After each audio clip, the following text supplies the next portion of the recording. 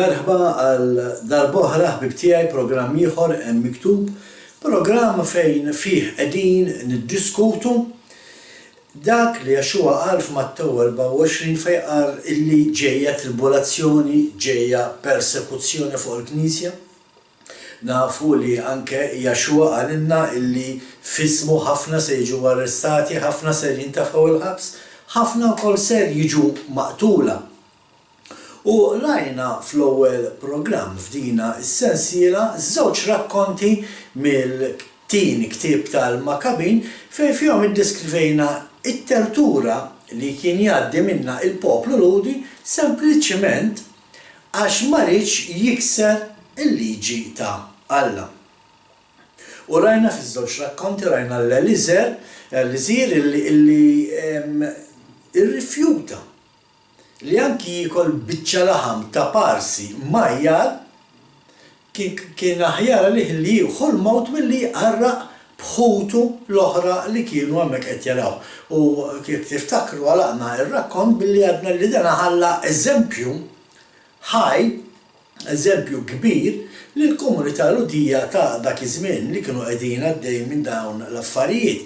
Rajna wkoll dik l-om b'seba' titfal li l-ewwel qatlula l-ulida wieħed wara l-ieħor bl-aktar mod krudili u aħrax, u mbagħad anke qatlu lila għaliex għax ma ridux l-istess jieklu biċċa majjar. Daw huma nies li sodi fil-kelma tal-Alla sodi fil-liġi ta' Alla u ma ridux jiksruha akkost ta' kollox. U għadna f'dan il-programm qed ngħidu li ġejja persekuzzjoni fuq il-Knisja mill-persekuzzjoni mbagħad se ngħaddu għal dak il-ġuħ li ġej fuq din id-dinja bħalma jisimha din is-sensiela fil-fatt. Imma biex niftħu il-programm tal-lum meta qed nitkellmu fuq il-persekuzzjoni, allura issa ser naqraw rakkonti ieħor mill-ktieb tal-Makabin. Illum għandna rakkont wieħed u mbagħad niftħu t-tagħlim tagħna mill-ewwel minn fuq. Fil-fatt illum se mmorru fl-ewwel ktieb tal-Makabin mhux fit-tieni. Infakkarkom milli daw il-kotba hekk imsejħa apokrifa insibuhom biss fil-Bibja Rumana Kattolika u ma nsibuhomx fil-Bibja Protestanta. Għaldaqstant jekk intkom għandkom il-Bibja Protestanta segwu dak li qed tisimgħu u jekk għandek il-Bibja Rumana Kattolika, speċjalment dik li qed naqraw minn fuqha li nsibu aħna ta' slalib, tistgħu anke intom taqraw daw ir-rakkonti u timmeditaw fuqhom ħalli tkunu tafu il-poplu tagħna minn xi xadda u x'inhu l-iskop ta' dan il-programm. Għax mhux biss għadda l-poplu tagħna imma jrid jerġa' jgħaddi. Ma ninsewx li dan ma kienx żmien il-Makabin meta l-Griegi kienu qed jaħqru lill-poplu Ludi, ma kienx biss l-uniku żmien, l-uniku perjodu fejn il-poplu tagħna kien qed jiġi ikkastigat mill-edewa tiegħu. Ma ninsewx ġara anke mir-Rumani tajjeb illi anke kisru t-tempju illi ma ħallewx ġebla fuq oħra. Ma ninsewx ukoll x'ġara mill-komunità mill-poplu Ludi fit-tieni gwerra dinjija. U nerġa' ngħid issa x'ser jiġri aktar il quddiem mill-poplu tagħna meta ngħid il-poplu tagħna. Il-poplu Iżrael spiritwali ma ninsewx li aħna imlaqma ma' Iżrael il-poplu tagħna għaldaqstant aħna spiritwalment ukoll nistgħu nissejħu Iżrael u wkoll irdu ngħaddu minn din it-tribolazzjoni u wkoll irdu ngħaddu mill-persekuzzjoni xi ħaġa li Għaxuwa stess qalilna. Qalilna mbagħad wara t-tribolazzjoni niġi jiena biex noħodkom miegħi. Ejja ħalli niftħu il-programm tagħna b'dana ir-rakkont. Mela qednilkom se mmorru fl-ewwel ktieb tal-Makabin, kapitlu wieħed, u naqraw minn vers 41 sa 59. Jaqraw hekk. Imbagħad is-Sultan kiteb lis-Saltna kollha tiegħu li l-kol kellhom jiffurmaw poplu wieħed u kull wieħed iħalli l-liġi tiegħu. Il-ġnus kollha għadu għad-bigriet tas-Sultan. U ħafna minn Iżrael oġbithom ir-reliġjon tiegħu u offrew sagrifiċċji lill-allat foloz u kissru s-sibt. Ma nafx qed naraw s'issa. Moqgħodu attenti għal dak li nkunu qed naqraw. Hawnhekk qed naraw ir-re Is-sultan dan l-każ huwa Antiochju li l-laqam tiegħu kien il-miġnun għax fil-fatt hekk kien tal-bniedem biex jagħmel dawn l-atti żgur li ma kienx bniedem f'sens sieħ u l-laqam tiegħu kien Antiochju il-miġnun fejn qed naraw jikteb lill-ġnus kollha ta' taħt is-sardna tiegħu x'rida mhux pajjiż wieħed kellu taħtu ma ninsawx li l-Griegi kienu ħakmu ħafna artijiet f'din id-dinja u qed naraw dil Antiochju li il-popli li kellu taħtu popli, mhux poplu għax ħafna popli differenti, ħaġġilhom liġi u rridu jimxu magħha. U qed naraw li anke il-poplu, ħafna mill-poplu ludi hawnhekk jgħidilna oġbithom din at-tip ta' reliġjon ġdida, telqu r-reliġjon ta' missierietom saħansitra anke bdew jiksru il-jum qaddis tas-sibt. Ejja ħankomplu. U issa ħanibdew minn vers 44 fejn fil-Bibja tissejjaħ il-persekuzzjoni. U s-sultan bagħat ittri mal-kurriera tiegħu f'Ġerusalemm u l-bliet l-oħra ta' Ġuda biex jordnalhom li jimxu skont użanzi barranin għall-pajjiż. Li jaqtaw mit-tempju s-sagrifiċċji tal-ħruq u sagrifiċċji oħra u l-libazzjonijiet li jipprofonaw is-sibtijiet u l-festi. Mela dak kien qed iġielhom iwaffqu is-sagrifiċċji li kienu jagħmlu fit-tempju kien qed iwaqqafhom milli jiċċelebraw il-jum qaddis tas-sibt mhux biss milli jżommu l-jum qaddis tas-sibt imma anke milli jiċċelebraw is-seba' festi tal-mulej. Kien waqqafhom ma ħallihomx. Li jniġsu it-tempju u l-qassisin tiegħu. Li jibnu artali, santwarji u tempji għall-idoli u jissagrifikaw ħnieżel u bejjem oħra imniġsa.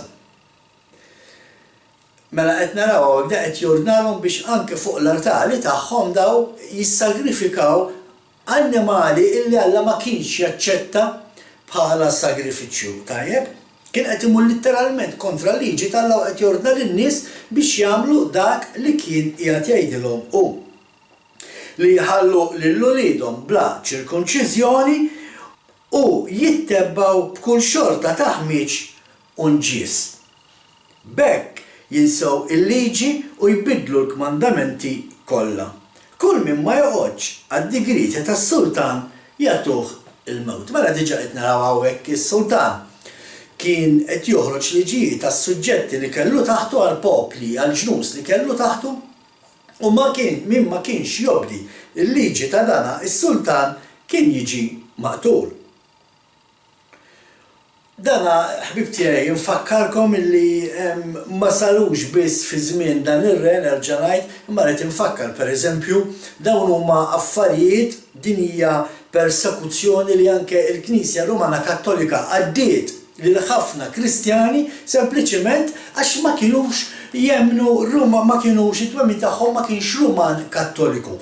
Ma jfissirx li ma kienux jemnu f'Alla, ma jfissirx li ma kienux jemnu f'Jaxua bħala s-Sit u s-Salvator tagħhom. Anzi, tant kienu jemnu li ma kienux jimxu ma twemmin tal-Knisja Rumana Kattolika.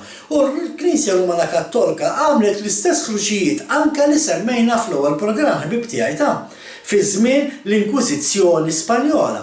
L-Spanish Inquisition li hija llum issibuha fuq Google u Wikipedia anke jekk Googlejaw l-lodda li kienu jużaw waqt l-Inkwiżizzjoni biex kunu tafu il-popli minn xiex għaddew taħt il-Knisja Rumana Kattolika fi żmien din l-Inkwiżizzjoni u allura qed naraw li l-poplu talla anke minn taħt id-dej il-Knisja Rumana Kattolika għadda minn din it-tip ta' persekuzzjoni. Ejja ħalli inkomplu. Dan kollu kitab is-sultan lis-saltna tiegħu u qiegħed suppretendenti fuq il-poplu kollu.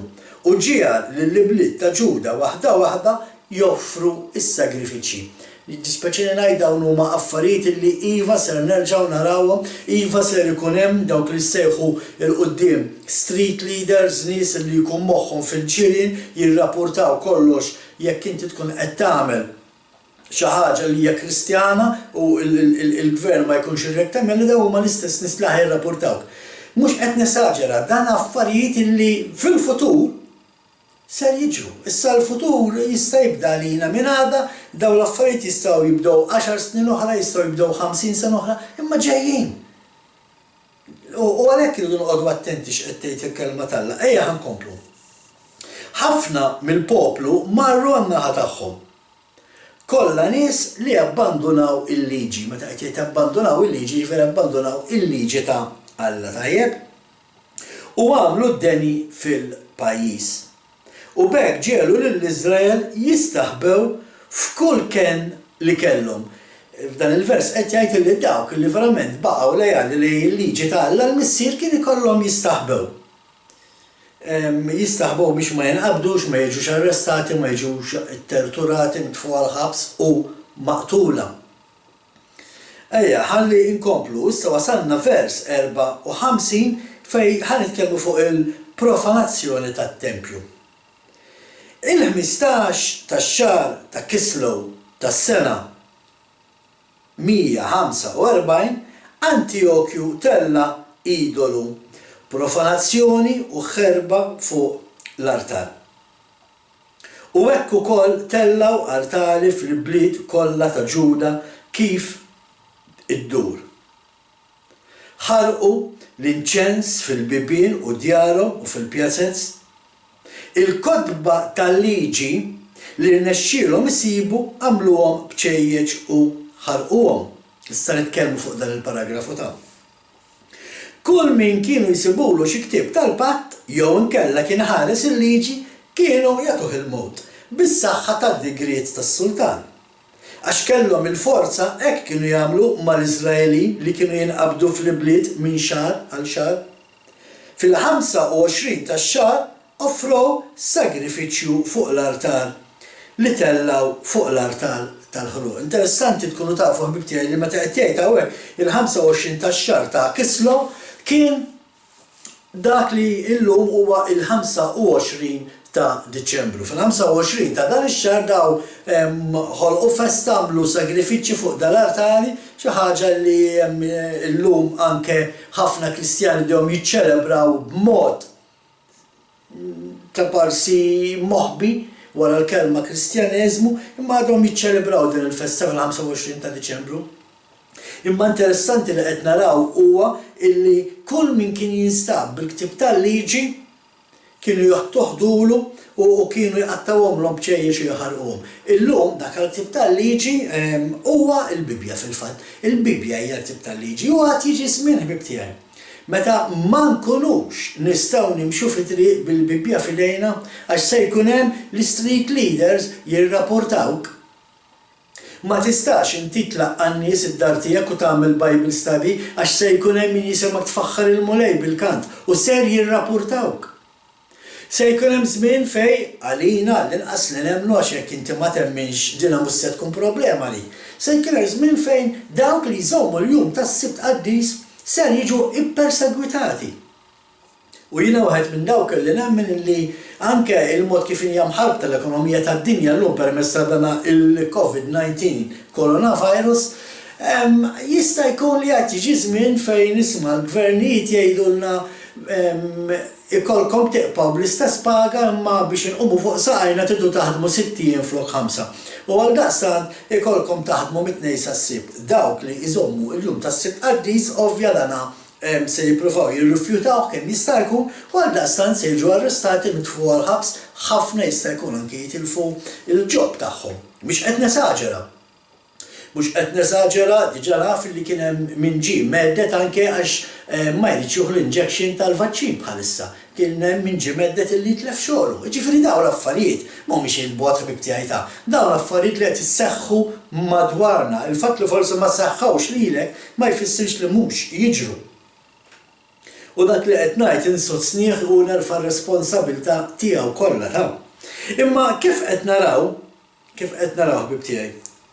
Hawnhekk qed naraw il-poplu talla jiġi imġiel u għarrab il-liġi ta' Alla jiġi imġiel ma jibqax iżomm il-kmandamenti.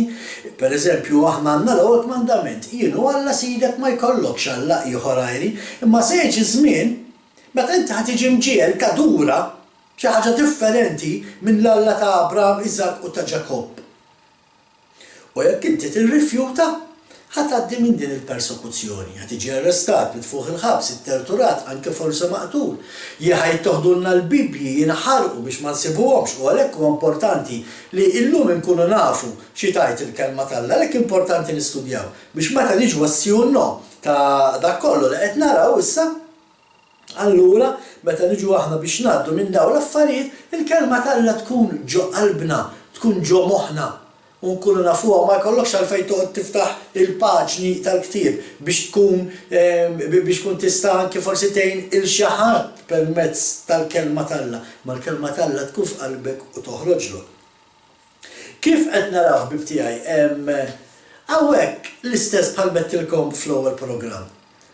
Forsi veru Alla ma kellimx lill-poplu tiegħu bil-profeti għal 400 sena bħal mettilkom minn Malakija sakemm twieled Jexua il-Messija, ma Alla ma kellimx il-poplu tiegħu permezz tal-profeti. Għax hawn min jgħid li ma kellimx il-poplu tiegħu. Jekk il-poplu tiegħu ma kienx qed jisma' x'qed jgħid Alla permezz ta' dawn l-affarijiet, allura l-poplu widneħ magħluqa, xi ħaġa li nafu li l-poplu widneħ magħluqa. Fil-fatt nerġa' noħodkom għall-ewwel programm, marru simgħu x'kienu qed jgħidu dawk is-seba' tuliet li kienu qed jiġu maqtula, u kienu qed jgħidu isma' dan minħabba ħtijietna aħna qed ngħaddu minn dan kollu, imma fl-aħħar Alla ser jaħfrilna, imma lilek ja Sultan, kattiv krudili bdew jgħidulu midaj, lilek ma jaħfirlekx tal qed tagħmel. X'irrid ngħid? Irrid ngħid illi dak li nġibu aħna fuqna nġibu aħna permezz tad-dnub tagħna.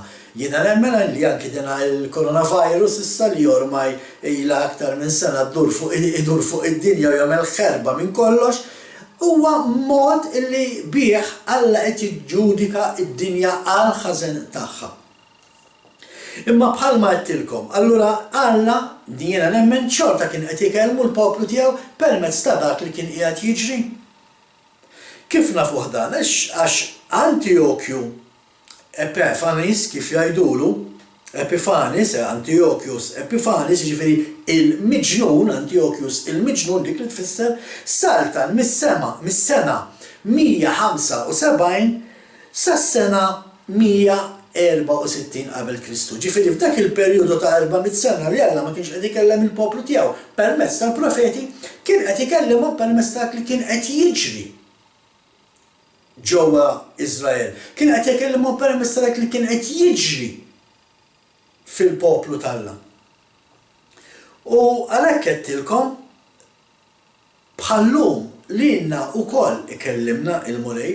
Għal-volja m'hemmx profeti, meta ngħid m'hemmx profeti jiena ma nsegwix dawn ħafna profeti fil-Knies Amerikani, semmejnhom anke fl-aħħar programm issa noqgħod nerġa' nsemmihom illum, imma ma jfissirx li Alla mhux ikellimna meta qed naqraw il-Bibja. Jiena meta naqra dar-rakkonti fil-Ktieb tal-Makabin, nistaqsi mela x'minx irridu ngħaddu aħna bħala Kristjani. Min jaħseb li aħna l-fatt li aħna Kristjani mhux se ngħaddu minn dawn l-affarijiet. Aħna differenti minn l-oħrajn. Ma ninsawx bib tiegħi daw huma dawk in-nies li anke bħalissa lil mulej taħt l-artal qed idulu mulej. Meta ħadd ivvendika l-mewt tagħna, huma li qed idulhom stennew naqra oħra. Għax qed baqa' xi erba' oħra li jridu jiġu biex jingħaqdu magħkom. Żgur ma nemminx li huma Kristjani għax il-Kristjani mhux se jgħaddu minn dan l-affarijiet, Kristjani ħajinħatfu waqt ir-rabċa. Ejja ħankomplu. Fil-fatt il-passaġġ li għadna kif rajna huwa stampa ċara, hija deskrizzjoni ċara ta' dak li trid tgħaddi minnu il-Knisja fil-futur qarib. U li se nagħmlu f'dan il-programm huwa se ngħinukom tifhmu illi dak li ġara fi żmien Antiochus qabel Kristu ser jerġa' jiġri wkoll il-qudiem. Diġà wkoll ġara ta' ġifieri, daw meta kienu qed jiġu maqtula daw il-ħafna martri illi kienu protestaw ma kienux parti mill-Knisja Romana Kattolika u kienu jaħarqulhom il-leaflets li kienu kollhom u kienu jmorrulhom id-dara qalbulhom kollox, joħdulhom il-Bibji, joħdulhom il-kodba li kienu jiktbu, jaħarquhom u mbagħad kienu joħorġu lilhom u jgħadduhom mill-Inkwiżizzjoni u joqtluhom ħajjin minn ħarquh ħajja, hemm ħafna tip ta' affarijiet li kienu jagħmlu. Id-differenza llum hija li bħalma qedtilkom jekk tmorru tiggoogljaw dal-affarijiet ċodda kienu jintużaw pereżempju waqt l-Inkwiżizzjoni Spanjola, illum forsi m'għadhomx jintużaw dak it-tip ta' għodda. Għaliex għax illum hemm it-teknoloġija. U bit-teknoloġija inti xorta jistgħu jitterturawk b'tali li tweġġa' illum bl-istudju anki tal-anatomija tal-bniedem jafu kemm il-bniedem jiflaħ ġieħ. Illum kapaċi jitterturawk sakemm ma tmutx. Mbagħad jifqu, jaħalluk tuħu l-nifs 4 ijiem oħra, jaħalluk terġa' tuħu naqa' saħħa biex ikun jistgħu jerġgħu ikomplu jitterturawk. Tajjeb? Jiġifieri mhux talli mhux se jużaw dak l-armi, ma se jużaw armi li huma ħafna iktar qar milli kien jintużaw dak iż-żmien. U jekk tmorru tiggoogljaw u taraw l-għodda ta' tortura li kienu jużaw huma verament tortura tal-biżaħ bibtiegħi. Aħseb wara x'għad irid jiġi.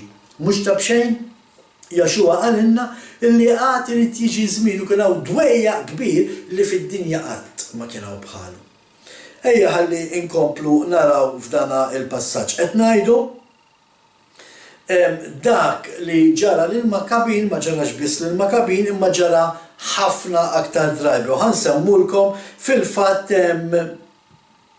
meta ġraw u x'ġaraw ma ġarax. Pereżempju nafu illi taħt ir-Rumani fis-sena 70 wara Kristu il-poplu ta' Iżrael għadda minn dak li għadda. Diġà semmejna meta kisrulhom it-tempju ma baqax ġebla fuq oħra, dawk li kien baqa' ġewwa Ġerusalemm li ma ħarbux ġew maqtula, dawk ma ġewx maqtula ġew inferxa mal-kumplament ta' ħutom ta' qabel mad-dinja kollha.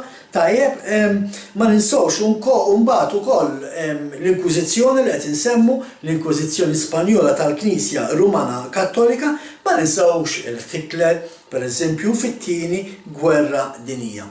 U il-kredenti llum mhuwiex eċċezzjoni. Għalhekk nidilkom bħalma ddaw dawk irridu ngħaddu aħna, m'aħniex eċċezzjoni ħbib tiegħi. Il-Kristjan, il-Knisja, iż-żler spiritwali titgħaddi mit-tribolazzjoni. Titgħaddi mill-persekuzzjoni. Huwa diskors tiegħek huwa stess li rridu ngħaddu mill-persekuzzjoni.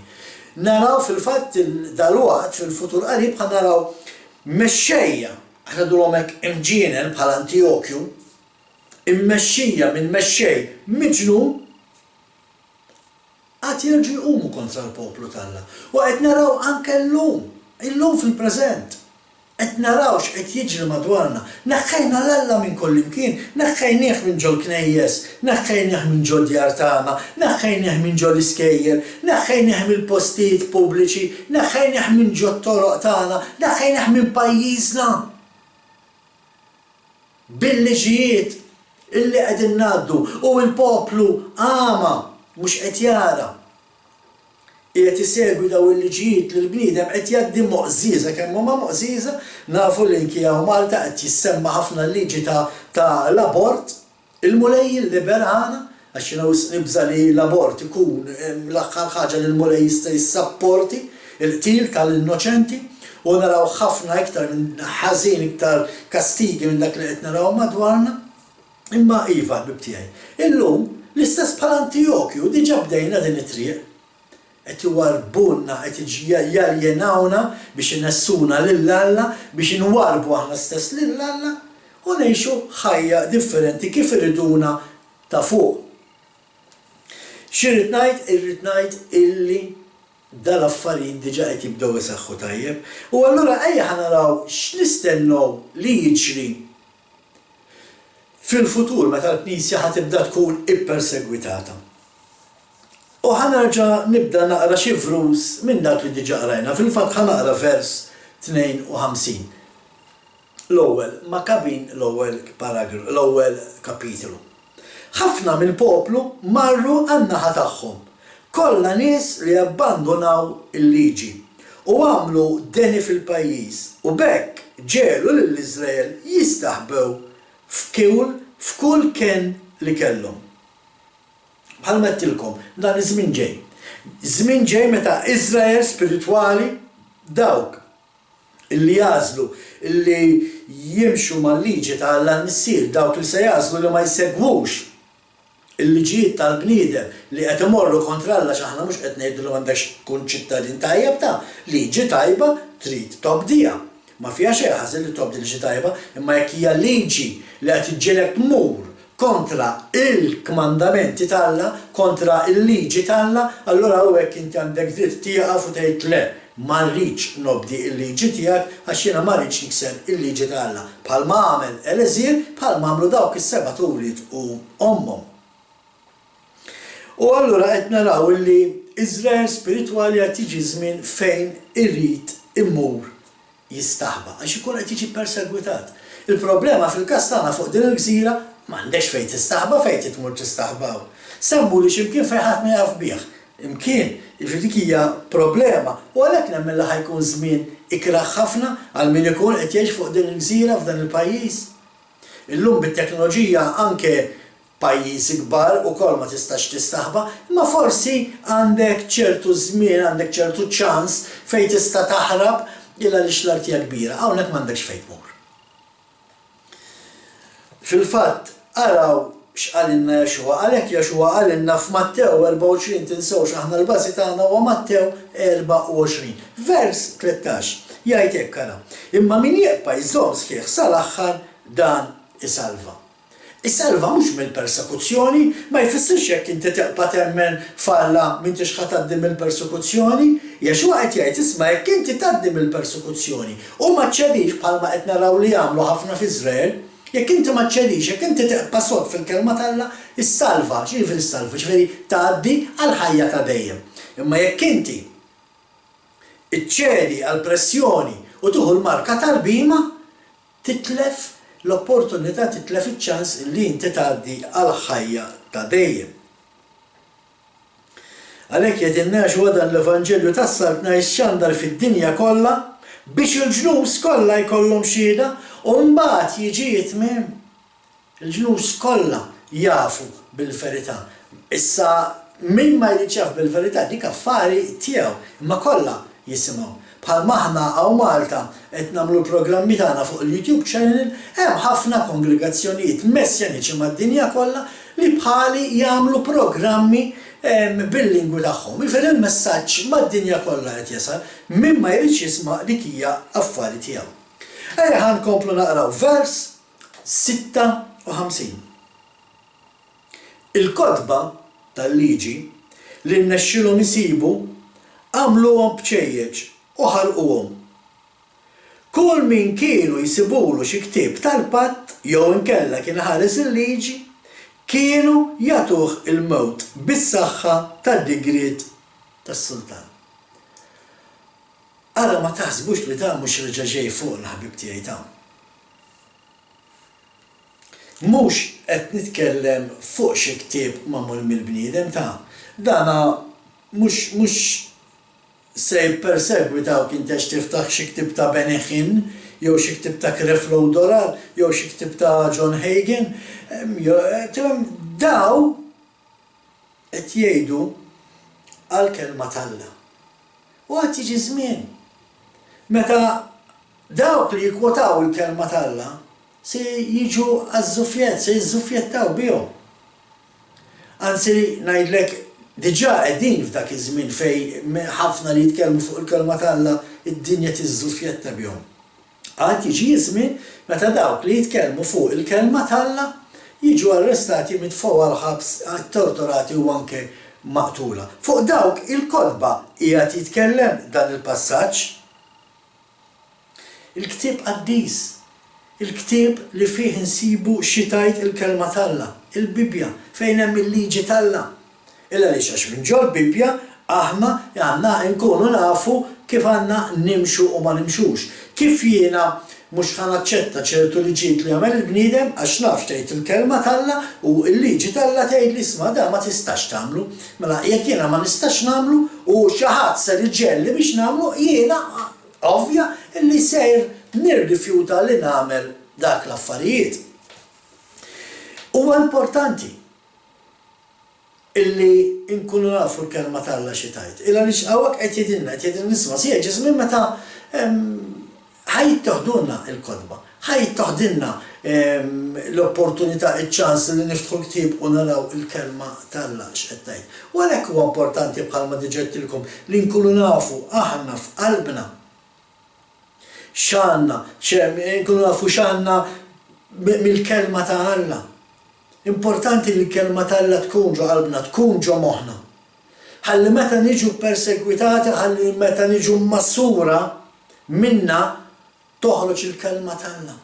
Ħalli meta niġu mill-persekuzzjoni nkunu b'saħħitna u ma nċedux għal dik il-persekuzzjoni.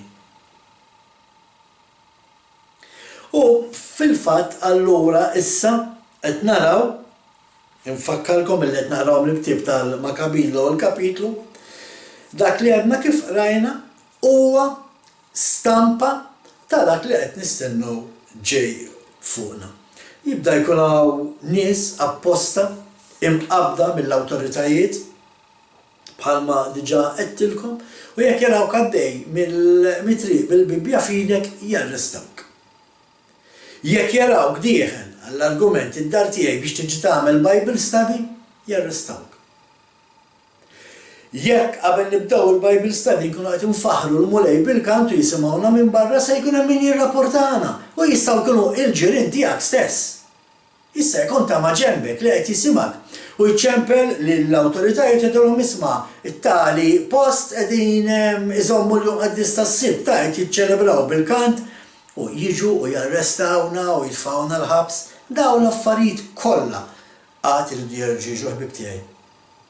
Forsi hawn min qed jitħaq jisma' dan id-diskors, ma jiena ma nitħaqx meta pereżempju niftakar miexi xadda l-poplu ta' Alla fit-tieni gwerra dinjija taħt il-Ġermanja Nażista. Tajjeb? Ejja ħalli inkomplu. Kif qed nidilkom issa allura wara li nafu li rridu ngħaddu minn dina il-persekuzzjoni kollha se jittieħdulna anke il-kodba illi fihom hemm il-kelma tal-Alla, u mbagħad allura ħajkonna problema. Ħajkonna problema u ħanaraw li ġej ġuħ kbir fuq id-dinja.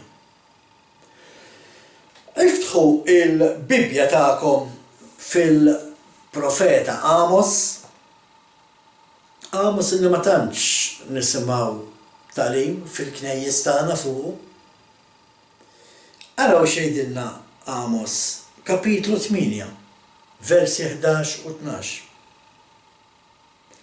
Ara, għad jiġi żmien, mela diġà qed naraw li għad irid jiġi dan iż-żmien. Għad jiġi żmien, oraklu ta' Sidi il-Mulej, feta qed jitkellem f'isem Alla.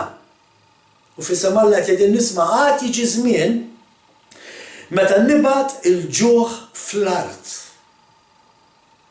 Mhux ġuħ tal-ħobs, lanqas laċċ għall-ilma, iżda qasmieħ tal-kelma tal-Mulej. Jibdew idduru minn baħar għal ieħor u jiġġerrew mit-tramuntana għal vant ifittxu il-kelma tal-Mulej. Xi ħaġa interessanti li ngħidilkom fuq din il-profezija. Din il-profezija jekk intom tibdew taqraw il-kapitlu mill-bidu taqraw il-ktieb ta' Amos, tkunu tafu li din hija profezija li Amos qed jgħid isma' il-Mulej qed jgħid li dan se jseħħ fl-aħħar żminijiet. Mela nafu li meta se jibdew ġejjin dal-affarijiet ħankunu wasalna qed noqorbu lej it-tmiem. Araw fil-fatt xjajt Amos kapitlu 8 fejn naraw ħajja nibdew minn vers wieħed. Tajjeb għax aħna bdejna morna mill-ewwel għall-profezija, vers 11 u 12. Imma ħajja naraw vers 1 u 2 x'qiegħed jgħid. Dan l-urini Sidi il-Mulej offa bil-frott tas-sajf u qalli x'inti tara Amos? U Eġibt offa bil-frott tas-sajf u l-Mulej qalli wasal it-tmiem għall-poplu tiegħi Iżrael. Ma naħfirlux iżjed.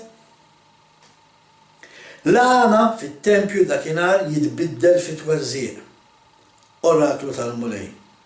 Ħafna jkunu l-katavri mixħutin ma' kull imkien.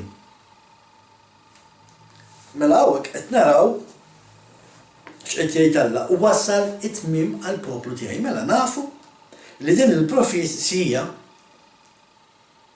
qed titkellem fuq it-tmiem. Imma bħal kull profezija oħra, dina il-profezija għandha applikazzjoni doppja.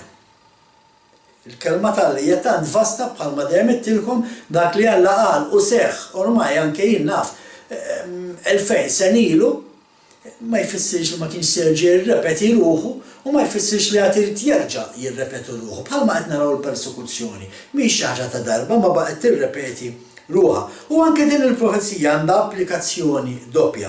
Waħda titkellem fuq in-nazzjon antik ta' Iżrael, kif ukoll fuq in-nazzjonijiet li ħarġu minn Iżrael u li huma dixxindenti ta' Iżrael. U qed naraw li Alla allura kien qed jagħti profezija fuq Iżrael ta' dak iż-żmien.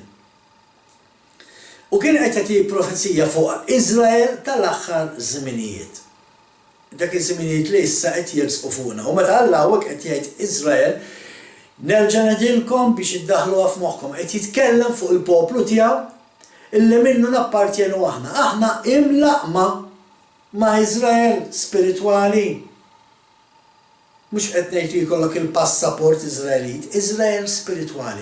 Jiġifieri temmen fl-istess salla li jemmen Iżrael, għal daqstant temmen falla ta' Abram, Iżak u Ġakob u segwi l-istess liġi li Alla ta' lill-Abram, il-Iżak, il-Ġakob u mbagħad ta' ukoll lil Mosè fuq Mount Sinai.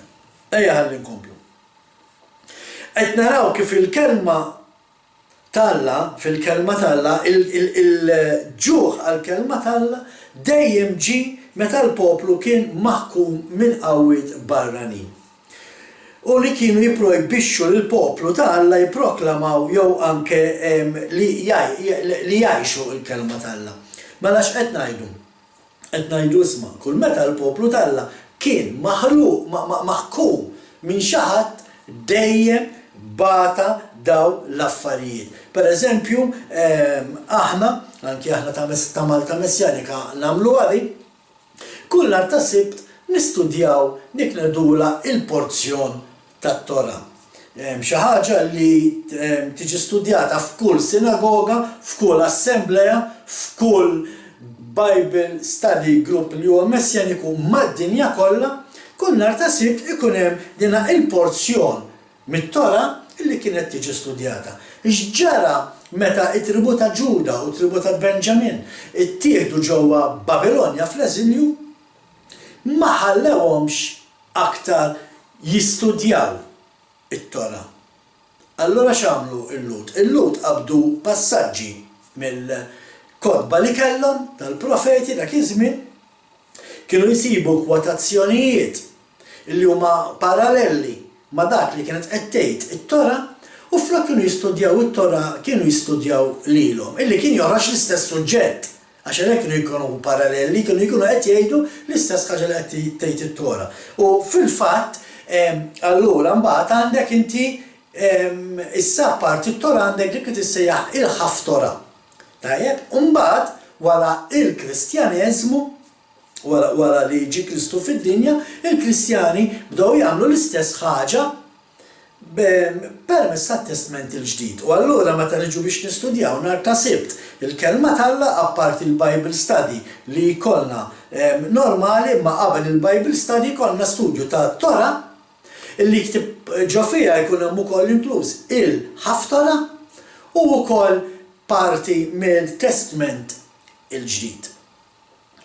Dina baqgħet sejja anke fl-użanza tradizzjonalment u mbagħad ittieħdet anke mill-Knisja Rumana Kattolika. U għalhekk il-Kattoliċi meta jmorru l-Knisja għandhom l-ewwel lezzjoni, it-tieni lezzjoni u mbagħad il-Vanġelu. Il-qofol tagħhom dawk huwa l-istudju tat-Tora, l-istudju tal-ħaftora u l-istudju tal-passaġġ mill-Testament il-ġdid. Tajjeb? Hija tradizzjoni li hija ġejja minn dak iż-żmien. Imma x'inhu l-argument? Qed naraw li meta l-poplu kien ikun maħkum minn xi ħadd ma kienx iħallihom jistudjaw il-kelma Alla. Mhux biss ġo Babilonja, anke Antiokkju hekk għamel. U hekk qed irdu jagħmlu lilna. Dawk li se jilħqu tribolazzjoni tal-aħħar, dawk li jridu jgħaddu mill-persekuzzjoni. Mhumiex se jħalluhom ituhom iċ-ċans ikomplu jevanġelizzaw, jipproklamaw, jgħixu l-ħajja Kristjana kif suppost. Se jippruvaw jagħmluhom minn kollox biex jiġħdu lil Alla. Ejja ħalli naraw aktar fuq ix nistgħu nikkonkludi issa anki il-programm tagħna tajjeb. Bħalma għedtilkom dana ġara allura fi żmien l-Asserjani u ġra wara meta kienu fl-eżilju, imma ara xejdilna Jaxua f'Mattew 24 del-paragrafu li minnu qed noħorġu da l-istudju kollu wara kemm hemm xi tajt fuq dan il-paragrafu u għadna bdejna wara dawn ħafna programmi li għamilna. Mattew 24 vers 9 jgħid ara. Imbagħad jagħtukom fidej minn ħabbatkom u joqtolkom. U l-ġnus kollha jsiru jogħbudukom minħabba f'ismi. Dan huwa d-diskors ta' Jaxua. Il-meqt ikellem Jaxua. Il-dawk li ma jemmnux fih jew il-dawk li jemmnu fih. Għax jiena sa fejn fien dan il-messaġġ huwa għall-poplu tagħna, għal dawk li jemmnu fl-Jaxua. Mela Jaxua qed jgħid hawn l-isma l-poplu tiegħu irid jgħaddi mill-persekuzzjoni, irid jgħaddi mit-tribolazzjoni. Ara Ħosea kapitlu 5 vers 5. Morru warawhom dawn il-profeti ħbib tiegħi għax dawn profeti li ma tisimgħux studju fuqhom fil-knejjes, illa għaliex għax il-profeti dejjem idderġgħu lill-poplu biex idur minn traqatu jibdew jobdi il-liġi ta' Alla. Il-Knisja moderna llum magħmula ġewwa l-Amarka tajt illi m'għadniex taħt il-liġi. Allura ma tistax tagħmel talim tal-profeti, imma importanti li tistudja u tkun taf il-profeti x'qegħdin jgħidu. Ħosea kapitlu 5 vers 5. Il-gburija ta' Iżrael tixed kontrih, Efraim jitfixkel feħżunitu. Meta qed jgħid hawnhekk qed naraw din il-profezija hija fuqna. Meta qed jgħid Iżrael aħna nappartjenu id-dar ta' Iżrael. Aħna Efraim kien wieħed mit-tifel ta' Ġuseppi. Ġuseppi kellu ġiex tfal, Efraim u Manesse. Aħna nappartjenu id-dar ta' Efraim. Din il-profezija titkellem fuqna dawk li ġew mis-Sirijietna fl-Antik, meta qed ngħid fl-Antik, jiġifieri meta l-Asserjani jirrebħu lill-Iżrael, ħarġuhom minn ġo Iżrael, ferxuhom mad-dinja kollha u aħna llum aħna t-tfal ta' tfal ta' tfal ta' tfal ta' dawk in-nies. Tajjeb, u għalina qed jgħid Ħosea il-gburija ta' Iżrael tixed kontrih u żgur li gburi Efraim. U żgur li gburi Iżrael. Meta id-dar ta' Efraim qed tgħid illi isma' llum m'għandniex taħt il-liġi ta' Alla, illum m'għandekx għalfejn żomm is-sibt qaddis, illum tista' tiekol kollox, il-majjal tista' tieklu, laħam taż-żiemel, il-bebbux, il-fenek. U żgur li gburi Efraim ma jridx verament jimxi wara l-istruzzjonijiet ta' Alla. Biex ma ngħidx li anke qed jiksel l-mandamenti, jienu Alla sidek ma jkollokx allu ħalsa qajri. Ħafna Kristjani li Alla qed jgħidulu le ta' il-fenek Alla tagħna, il-bebbux Alla tagħna ta'. Aħna xi majjala ta' tajba Alla tagħna, anke jekk m'intix qed tgħidha, imma qalbek hekk qed tgħid.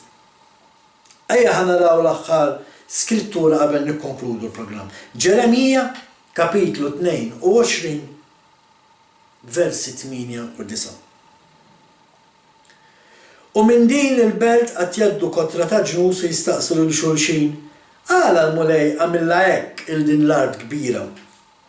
U jwiġbuhom għaliex abbandunaw il-patt tal-mulej Alla tagħhom u niżlu wiċċhom fl-art quddiem Alla oħra qudiemhom.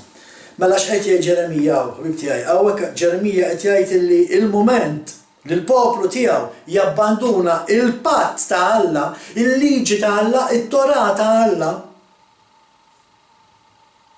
Alla jabbandunana. U hija xi ħaġa tal-biża'. Għaliex issa ħanaddu għall-programm ieħor tajjeb wara dan u fil-programm oħra se nibdew nitkellmu x'inhuma l-affarijiet li nistennew li jiġru. Meta il-poplu tagħna jabbanduna l-liġi tagħna, jabbanduna it-Torah. Ħanitkellmu x'jiġri meta l-poplu tagħna issa biex ipatti għal nubietu huwa maħkum minn mexxejja li ma jafux il-Alla bħalma aħna maħkuma, pereżempju, anke f'dan il-pajjiż minn mexxejja li ma jridux jafu balla x'inti meta inti għandek politikanti li qed jgħaddu liġijiet moqżiża, liġijiet li jmorru kontra l-kelma tal-Alla, allura għandek mexxejja li ma jridux jafu balla. Imma tinsawx huma mexxejja li qegħdin fuqna.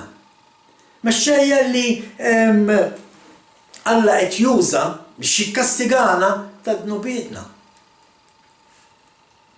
U qed jgħid Alla hawnhekk qed jgħid għaliex abbandonaw il-patt tal-mulej Alla tagħhom u niżlu wiċċhom fl-art quddiem Alla toħra quddawhom. Tgħidli ma jiena ma nadorax Alla toħra.